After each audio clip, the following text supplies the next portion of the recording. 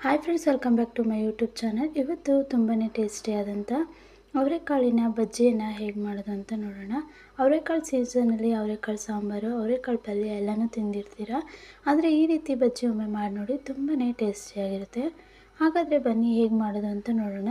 ಮೊದಲಿಗೆ ಒಂದು ಕುಕ್ಕರಿಗೆ ಅವರೆಕಾಳು, 4 ಟೊಮೊಟೊ, ಹಸಿಮೆಣಸಿಕಾಯಿ, ಸ್ವಲ್ಪ ನೀರು ಮತ್ತು ಉಪ್ಪನ್ನು ಹಾಕ್ಕೊಂಡು ಚೆನ್ನಾಗಿ ಬೇಯಿಸ್ಕೊಳ್ಳೋಣ.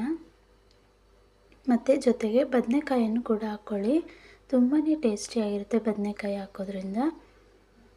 ಹಾಕ್ಬಿಟ್ಟು ಒಂದು ವಿಜಿಲ್ ಕೂಗಿಸ್ಕೊಳ್ಳೋಣ. ನೆಕ್ಸ್ಟು ಒಂದು ಮಿಕ್ಸಿ ಜಾರಿಗೆ ಸ್ವಲ್ಪ ಜೀರಿಗೆ, ಕೊತ್ತಂಬರಿ ಸೊಪ್ಪು, ಕಾಯಿ ಮತ್ತು ಬೆಳ್ಳುಳ್ಳಿನ ಹಾಕ್ಕೊಂಡು ಬೇಯಿಸಿದಂಥ ಟೊಮೊಟೊ ಮತ್ತು ಹಸಿಮೆಣಸಿನ್ಕಾಯಿನೂ ಕೂಡ ಹಾಕ್ಕೊಂಡು ಚೆನ್ನಾಗಿ ರುಬ್ಕೊಳ್ಬೇಕು.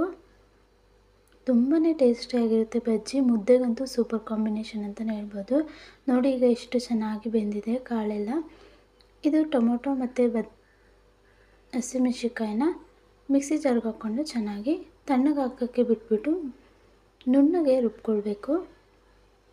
ಮಸಾಲೆನ ನುಣ್ಣಗೆ ರುಬ್ಬಿದಷ್ಟು ಸಾಂಬಾರು ತುಂಬಾ ಟೇಸ್ಟಿಯಾಗಿ ಇರುತ್ತೆ.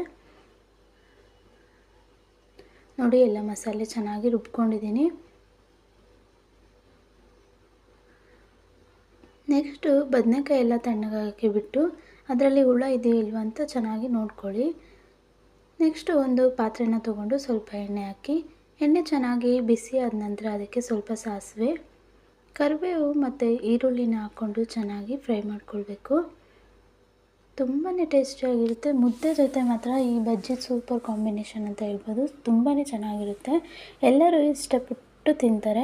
ಮುದ್ದೆ ತಿನ್ನೋರ್ಗಂತೂ ಈ ಸತಿ ಈ ರೀತಿ ಬಜ್ಜಿ ಮಾಡಿಕೊಟ್ಬಿಡಿ. ಒಂದು ಸತಿ 2 ಮುದ್ದೆ ತಿಂದ್ಬಿಡ್ತಾರೆ, ಅಷ್ಟು ಚೆನ್ನಾಗಿರುತ್ತೆ. ಈರುಳ್ಳಿ ಎಲ್ಲ ಹಾಕಿ ಚೆನ್ನಾಗಿ ಫ್ರೈ ಮಾಡ್ಕೊಳ್ಬೇಕು. ಗೋಲ್ಡನ್ ಕಲರ್ ಬರೋವರೆಗೂ ಚೆನ್ನಾಗಿ ಫ್ರೈ ಮಾಡ್ಕೊಳ್ಳಿ ಈರುಳ್ಳಿನೆಲ್ಲ. ಈರುಳ್ಳಿ ಎಲ್ಲ ಚೆನ್ನಾಗಿ ಫ್ರೈ ಆದ ನಂತರ ಇದಕ್ಕೆ ಆವಾಗಲೇ ಬದನೆಕಾಯಿನ ಎಲ್ಲ ಹುಳ ನೋಡಿಬಿಟ್ಟು ಚೆನ್ನಾಗಿ ಇಟ್ಕೊಂಡಿದ್ದೆ, ಅದನ್ನು ಸ್ಮ್ಯಾಶ್ ಮಾಡಿರೋದನ್ನೆಲ್ಲ ಬದನೆಕಾಯಿ ಹಾಕ್ಕೊಳ್ತಿದ್ದೀನಿ.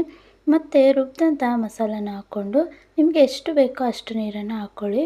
ನೀರು ಬಂದುಬಿಟ್ಟು ಬೇಯಿಸಿದಂಥ ನೀರಿರುತ್ತಲ್ಲ ಅದನ್ನೇ ಹಾಕಿ, ಆವಾಗ ಟೇಸ್ಟ್ ತುಂಬ ಚೆನ್ನಾಗಿರುತ್ತೆ. ನಾನು ಬೇಯಿಸಿದಂಥ ನೀರು, ಕಾಳು ಎಲ್ಲನೂ ಹಾಕ್ಕೊಂಡೆ.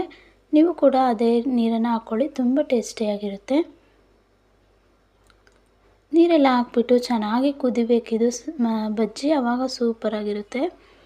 ಇದಕ್ಕೆ ಎಷ್ಟು ಬೇಕೋ ಅಷ್ಟು ಸಪ್ರೇಟಾಗಿ ನೀರನ್ನು ಹಾಕ್ಕೊಳ್ಳಿ. ಮತ್ತು ಇದಕ್ಕೆ ಸ್ವಲ್ಪ ಹುಣಸೆಹಣ್ಣಿನ ರಸವನ್ನು ಹಾಕ್ಕೊಂಡು ಚೆನ್ನಾಗಿ ಮಿಕ್ಸ್ ಮಾಡಿಬಿಟ್ಟು ಚೆನ್ನಾಗಿ ಕುದಿಯೋದಕ್ಕೆ ಬಿಡಬೇಕು.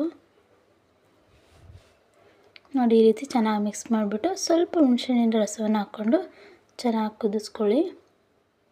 ತುಂಬಾ ಚೆನ್ನಾಗಿರುತ್ತೆ ಮತ್ತು ಸೂಪರಾಗಿರುತ್ತೆ. ಮುದ್ದೆಗೆ ಅನ್ನ ಜೊತೆನೂ ಕೂಡ ತಿನ್ಬೋದು. ಒಂದು ಸತಿ ಉಪ್ಪು ಖಾರ ಎಲ್ಲ ಕರೆಕ್ಟಾಗಿದೆಯಾ ಅಂತ ನೋಡ್ಕೊಳ್ಳಿ. 10 ನಿಮಿಷ ಚೆನ್ನಾಗಿ ಬೇಯಿಸ್ಕೊಂಡ್ರೆ ತುಂಬಾ ರುಚಿಯಾದ ಮತ್ತು ಟೇಸ್ಟಿಯಾದಂಥ ಬಜ್ಜಿ ಮುದ್ದೆ ಜೊತೆ ಅನ್ನ ಜೊತೆ ತುಂಬಾ ಚೆನ್ನಾಗಿರುತ್ತೆ.